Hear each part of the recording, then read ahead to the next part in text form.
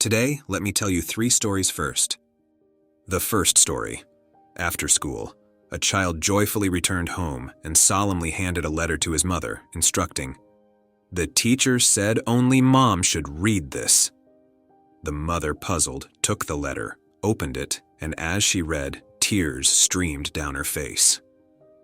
Seeing this, the child asked, in great confusion, "Mom, what did the teacher say?" The mother, wiping her tears, said, "The teacher said, 'Madam, your child is a genius. This school is too small for him. No one here can teach him. Please find someone more capable."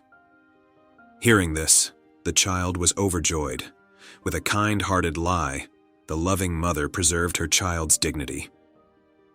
Years later, as his mother had said, this child made over 2,000 inventions in his lifetime, holding more than 1,000 patents. He made a significant contribution to society, earning the 9th spot in the Atlantic Monthly's list of 100 most influential Americans. He was the world-renowned Thomas Alva Edison. After his mother passed away while sorting through her belongings, Edison accidentally found this letter. The familiar envelope piqued his curiosity. He carefully opened it, unfolded the paper, and saw it written, "Your child is intellectually disabled and cannot stay in school. He must be withdrawn." Upon reading this, Edison wept and wrote in his diary, "Edison was a child with an intellectual disability, but his mother turned him into a genius." The second story. At a wedding, a middle-aged man recognized his former high school teacher and approached him respectfully, saying, "Hello, teacher, do you remember me?" The teacher replied, "I'm sorry, I can't recall." The student urged, "Please try to remember. I was the student who stole a classmate's watch in class." Still, the teacher shook his head and said, "I really can't recognize you." The student continued, "Back then you asked all the students to face the wall and cover their eyes with handkerchiefs. Then you searched our pockets one by one. When you found the watch in my pocket, I thought I would be severely reprimanded and harshly dealt with, leaving an indelible mark of shame and trauma in my life. But things didn't happen as I feared. After returning the watch to its owner, you just asked us to sit down and continued the lesson. The incident was never mentioned again until I graduated. This changed my life, leading me to study hard, eventually earning a PhD and becoming a useful talent for the nation. Now do you remember me?" The teacher smiled and said, "How could I remember you? To maintain good relations and respect among students and to not affect my impression of every student, I too had my eyes covered while searching the pockets." Hearing this, the student burst into tears, hugged the teacher tightly, unable to utter a word. The third story. 3,000 years ago, in a far-off eastern land, there were many vassal states. Zhuang, the most powerful king of Chu, hosted a banquet for his ministers. The feast continued into the night, so the king ordered candles to be lit and had his favorite beauty serve wine. Suddenly, a gust of wind blew out the candles. A drunken minister took advantage of the darkness to grab the woman's clothes, attempting to harass her. She quickly pulled off his hat tassel to escape and rushed to the king, saying, "Someone tried to take advantage of the darkness to harass me. I've pulled off his hat tassel. Please order the candles relit, and whoever is missing a tassel should be caught and dealt with." The king responded, "I encouraged them to drink. It's normal to behave improperly when drunk.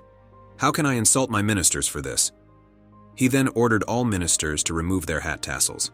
After everyone complied, the candles were relit and the palace was filled with laughter. The party ended joyfully. 3 years later, when a neighboring state invaded Chu, the king led his troops into battle. He noticed a general in his army bravely fighting without regard for his own life, inspiring the soldiers to heightened morale.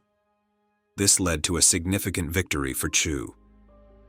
After the battle, the king summoned the general and asked, "I haven't shown you any special favor, so why did you fight so fearlessly?" The general knelt and replied, 3 years ago, I behaved inappropriately in your palace after drinking. I deserved death, but instead of punishing me, you preserved my dignity. I was deeply moved and vowed to repay your kindness with my life. This battlefield was my chance to repay you, even if it meant dying. Your Majesty, I was the one whose tassel was removed by the lady that night." This confession deeply moved the king and his soldiers. The king stepped down and helped the general to his feet, who was now weeping uncontrollably. These are the 3 stories for today. What do you think of these stories? Please leave your comments below. Tolerance is a virtue. The power of tolerance is not only manifested in forgiving someone's faults and mistakes, giving them the opportunity to correct themselves and start anew, but also in saving a person's future and destiny, allowing them to avoid despair and start a new life. The virtue of tolerance exhibits a tremendous power to transform hearts. In interpersonal relationships, treat others as we wish to be treated. By treating those around us with a tolerant heart and always considering others, we won't let minor issues destroy the harmony in our relationships. Sometimes, even bad things can turn into good things. Tolerance is not only a form of kindness and wisdom, but also a sublime state of compassion and personal charisma. If you love this video, please share with your loved ones, and share your experience in the comments section. I would love to read and learn from you too. May you treat everything around you with a heart of tolerance, and may you have a beautiful life. Thanks for watching.